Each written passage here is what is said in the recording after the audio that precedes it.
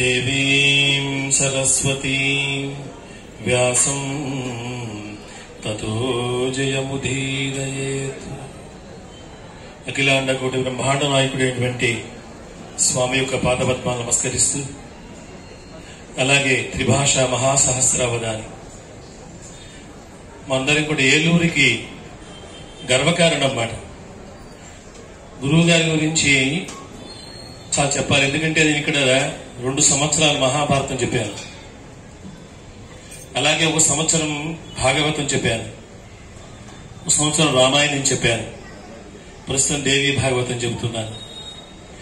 నేను మాట్లాడే ప్రతి పలుకు కూడా గురువుగా చెప్పిన మాటలేవన్నీ కూడా. నాకు అంత ధైర్యం అడిగి అంత ధైర్యంగా ఎలా చెప్తున్న విషయాలన్నీ కూడా మా గురువుగారు చెప్పారు. తర్వాత పద్మపురాణం చెప్పాలనుకుంటున్నా నేను. మా గురువుగారు పద్మపురాణం కూడా ఇవ్వబోతున్నారు, రాబోతున్నది. ఆయన అన్ని కూడా మా అందరి కోసం చాలా ఆనందంగా ఇది మాట. గురువు గారు చెప్పిన ప్రసాదించే ముందు మీ పుస్తకాలు చదివేవాళ్ళు, అన్ని రిఫరెన్స్ ఇవన్నీ చాలా బాధలు పడేది. గురువు గారు అసలు అంత విద్యను ఎలా అభ్యసించారు మా అందరికీ చాలా చిత్రంగా ఉంది. స్వయం ప్రకాశ్ కూడా ఆయన ఇన్ని కష్టాలపడి మహా సహస్రావధానిగా ఆంధ్రప్రదేశ్ లో 18 పురాణాలు చెప్పిన ఏకైక వ్యక్తి మన పద్మాకర్ గురువు గారు. ఆయన మన ఏలూరులో ఉండడం అందరూ అదృష్టం అందరికీ కూడా. అలాంటి మహానుభావు ఆయనతో కూర్చుని అవకాశం కలిగించడం వెంకటేశ్వర యొక్క అనుగ్రహం. అలాంటి వాడిని కూడా అటువంటి మహానుభావుడు సన్నిధానం పక్కన కూర్చుని అవకాశం కలిగించడం కూడా ఆయన అనుగ్రహం చేతనే నేను అన్ని కూడా ప్రస్తుతం దేవీ భాగవతం చెబుతున్నాను. కాబట్టి అన్ని ఆయన ఒక ప్రసాదం, ఆయన పరంపరగా ఆయన ప్రభావం మా అందరి మీద, తర్వాత జనరేషన్స్ మీద, మా అందరి మీద ప్రతి విషయంలో కూడా ఒక పద్యాన్ని గాని ఒక పురాణాన్ని ఎంత ఆనందంగా అనుభవించాలో చెప్పడంలో గురువుగారు ఆర్తేద్రవారు. కాబట్టి గురువుగారు అనుగ్రహం చేతనే ఈ విషయాలను చెబుతున్నాను. తప్పనిసరిగా గురువుగారి యొక్క పాదపద్మాల్ని నమస్కరిస్తూ, ఇంకా స్వామివారి బృహత్ ఉత్సవం, బ్రహ్మోత్సవం, అఖిలాండ కోటి బ్రహ్మాండ నాయకుడు ఆయన. ఎన్ని ఉత్సవాలు! నిత్యోత్సవం అని, వారోత్సవం అని, అయ్యనోత్సవం అని, మాసోత్సవం అని, సంవత్సరోత్సవం అని స్వామివారికి సుమారు 365 ఉత్సవాలు జరుగుతుంటాయి. ఏమి పరమాత్ముడు ఆయన! మన అందరి కోసం, మనందరినీ రక్షించడం కోసం, ఉద్ధరించడం కోసం కలియుగంలో వెంకటేశ్వర స్వామికి అవతరించాడు పరమాత్మ. ఏ దినంబున వైకుంఠుడు మేదినపై దాల్చినట్టి మేను విడిచన్ ఆ దినంబున అశుభ ప్రతిపాదకంబగు కలియుగంబు ప్రాప్తం వయ్యం.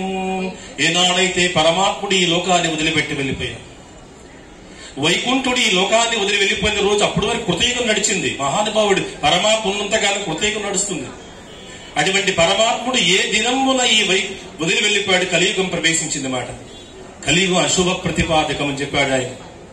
అయినప్పటికీ కూడా కలియుగం వల్ల అనేక రకమైన ప్రయోజనాలు ఉన్నాయి. స్వామి మనందరికీ కూడా పర వ్యూహ విభవ అంతర్యామి అత్యావతార స్వరూపుడే ప్రకాశిస్తుంటాడు పరమాత్ముడే. కలియుగములో మనందరినీ ఉద్ధరించడం కోసం స్వామి అత్యావతార స్వరూపుడే ఉన్నాడు. ఆయన అలా అవతరించాడు కాబట్టి స్వామికి ఉత్సవాలు జరిపిస్తున్నాం, అభిషేకాది కార్యక్రమాలు జరిపిస్తున్నాం, దర్శించుకుంటున్నాం. అసలు వినడానికే చాలా అవకాశం. చాలా మంది ఎక్కువసేపు కూర్చొని వినలేదు అసలు. కలియుగంలో వినడం లేదు అసలు, శ్రవణం లేదు అసలు. అలాంటిది పోనీ కనీసం దర్శించుకుంటాడు. తద్వారా అనుగ్రహిద్దామని స్వామి అందరికీ కూడా కలియుగంలో అత్యావతార స్వరూపుడు అవతరించే పరమాత్ముడే చెప్పారు. యుగ ధర్మాలు ఉంటాయి. ఒక యుగంలో తపస్సు, ఒక యుగంలో యజ్ఞము, ఒక యుగంలో అర్చన. కలియుగంలో మాత్రం మా అందరం కూడా కలవు స్మరణాత్ ముక్తి, స్మరిస్తే చాలు. అందుకోసమే మనందరికీ కూడా రామాయణం ఉంది కదా, రామాయణం వినాలి. ఎన్నిసార్లు అన్నాము రామ రామ రామ రామ రామ అని, కొన్ని లక్షల సార్లు. ప్రతిసారి రామాయణం చదివేంత కాలం కూడా మనం రాముని స్మరిస్తుంటాము. ఏమి రామనామము! శ్రీరామ రామ రామేతి రమే రామే మనోరమే సహస్రనామ తత్తుల్యం రామనామ వరానమే. ఎంత గొప్పది రామనామం! కనీసం భగవన్నామ స్మరణ చేస్తే చాలు. మనందరం కూడా కలియుగంలో ఇవన్నీ చేస్తే మంచిదే.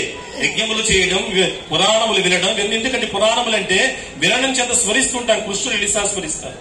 భాగవతం అంటే కృష్ణనామస్మరణి, రామాయణం అంతా రామనామస్మరణే. ఎక్కడ చూసినా, ఏ పురాణం చూసినా, ఏ శాస్త్రములు చూసినా అవన్నీ కూడా భగవంతుడి యొక్క నామస్మరణతో నిండి నిపడీకృతమయ్యే విధంగా వ్యాసం అందరికి ప్రసాదించాడు. ఎన్నిసార్లు స్మరిస్తే చాలు, స్మరించడం చేతనే కలియుగంలో మానవుడికి ముక్తి కలుగుతుంది కదా. ఎంత గొప్పదో కదా. యస్య స్మరణ మాత్రేన జన్మ సంసార బంధనాత్.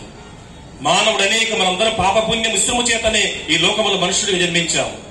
ఇటువంటి పాపరాహిత్యాన్ని పొంది మనందరం కూడా పునరావృతరహితమైన మోక్షాన్ని పొందాలంటే మళ్ళీ పరమాత్మ అనుగ్రహం ఉండాలి. దుర్లభం మానుష జన్మ, దుర్లభం ఇక్కడ మనుష్య జన్మ అందరం కూడా పొందుతాం. కానీ కలియుగంలో మనందరం కూడా పరమాత్మని స్మరించడం ఎప్పుడూ కూడా సర్వకాల సర్వావస్థలందు కూడా. ఎప్పుడండి? కూలిన చోట, కొట్టుపడి కుందిన చోట, మహా జ్వరాదులు ప్రేలిన చోట, ఆతులై తూలిన చోట, విష్ణు భవదూరిని పేర్కునిదేని ఆ కాలుని యాతనా వితతల్ పూనరు కానరు దుఃఖ భావములు. కూలిన చోట పడిపోతారు ఒక్కసారిగా భగవన్నామస్మరణ. కొట్టుపడి కుందిన చోట, నేను అనుకునేవాడిని పోతనామాచు ఇలా అన్నాడు ఏమిటో అనుకుని మొన్న అర్థమైంది నాకు. మనకు ఆటోలో వెళ్తుంటే ఒక్కసారి గోతులు పెట్టి కింద కింద పడేసాడు మాట, మన నెత్తికి తగ్గింది మాట. అది మాట కొట్టుబడి కుదిరిన చోట. ఓహో ఇదేం అనిపించింది నాకు రోజున. ఇది మాట కొట్టుబడి కుదిరిన చోట. అప్పుడు మన నక్షత్రం, అప్పుడు కూడా రామనామస్మరణ. మహాజ్వరాలు వచ్చింది, కొంచెం మునుగుతుంటారు, అప్పుడు భగవద్ నామస్మరణ. అలాగే మనందరికీ మహాసర్పే ఒక పీడలు అందిన చోట కాలసర్పం వస్తుంది అందరికీ కూడా. మృత్యు అనే సర్పం వస్తే ఎదురవుతుంది మాట. గురుగా చెప్పే అద్భుతమైన పద్యం అది. యథాతథంగా అంటే ప్రబల్లి కపంబు కంఠమున బాధలు పెట్టిన వేళల చూపరుల్ గబగబ బయట పెట్టురిక కార్యములేదను వేళల, కాలములేదను వేళల, ఆలు చుట్టముల్ లబలబ ఆలు వేళల, కింకరుల్ లబలబ ప్రాణవాయువులు లాగిడి వేళ తల్లంప శక్యమే రామనామము. భగవంతుడు బతికున్నంత కాలము కూడా మన పూర్వీకులందరూ కూడా నిరంతరం భగవన్నామస్మరణ చేశారు.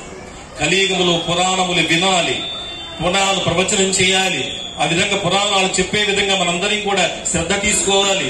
వినడం చేత ద్వారా భగవన్నామస్మరణం చేత మనందరి యొక్క పాపములన్నీ కూడా కొండ రాసుల్లో ఉంటాయి మేడం. అవన్నీ కూడా దూది కొండలు.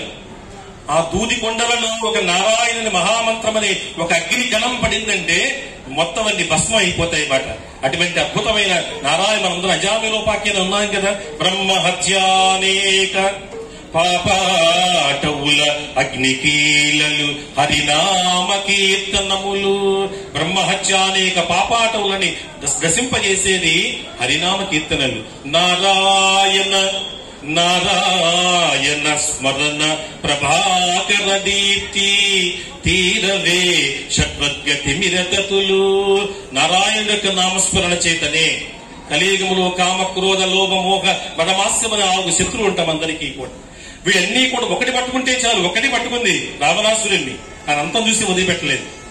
కాబట్టి మానవుడు ఈ షడ్వర్గములన్నిటికీ లోనవుతుండే కలి పురుషుడి మాయ చేత. వీళ్ళన్నింటినీ అందరం తప్పించుకోవాలంటే నారాయణ స్మరణ నారాయణుడనే ప్రభాకరుడు ఎలా అయితే సూర్య భగవాను ఉదయిస్తే చీకట్లన్నీ తొలగిపోతుంటాయి, అలాగే ఈ నారాయణ యొక్క నామస్మరణ చేత మనందరం కూడా మన పాపములన్నీ కూడా నివృత్తి చెంది మనందరికీ శాశ్వతమైన పరమాత్మ అనుగ్రహాన్ని పొంది. ఎందుకంటే మనందరికీ కూడా జీవిత లక్ష్యం ఏమిటంటే పరమాత్మను పొందడమే. మానవ జీవిత పరమార్థం గాని మానవ జీవిత లక్ష్యం గాని పరమాత్మను పొందడమే. నీ పాదకమల సేవయు నీ పాదార్చుకులతోడి నెయ్యము నితాంతాపార భూతదయం తాపసమందార నాకు దయ చేయగవల్లదే. మనందరం జీవితంలో ఏది శాశ్వతం కాదు. మానవ జీవితంలో ఏది శాశ్వత జీవితమే శాస్త్ర గురువుగా చెప్పారు. అల్పతరాలు అని చెప్పారు గురుగారు. మనుషులు ఎప్పుడు ఏ క్షణాన మృత్యు కబలిస్తుందో ఎవరికీ తెలియదు. అసలు నీటి బుడగలాంటి జీవితం.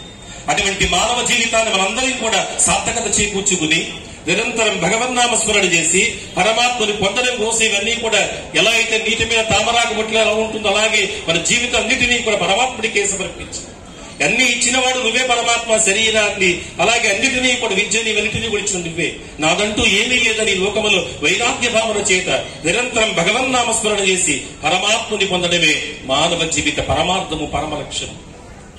అటువంటి పరమాత్మ అందరికీ కూడా మన చివరి ఏం కోరుకుంటా, వినాదైనేన జీవనం అనాయాసేన మరణం దేహాంతే తవ సాయుజ్యం దేహమే పార్వతీపతి.